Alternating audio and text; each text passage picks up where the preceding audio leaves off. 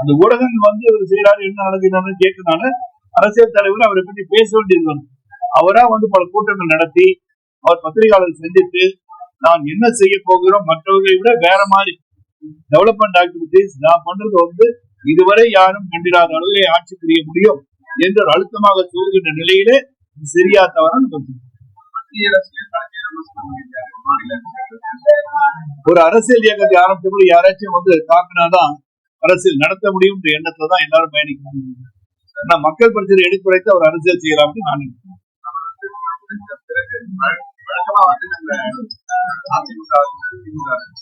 ஒரு 6 மாச காலம் தேர்தலுக்கு முன்னாடிதான் தேர்தல் பணிகள் எல்லாம் தொடர்ந்து செய்வாங்க.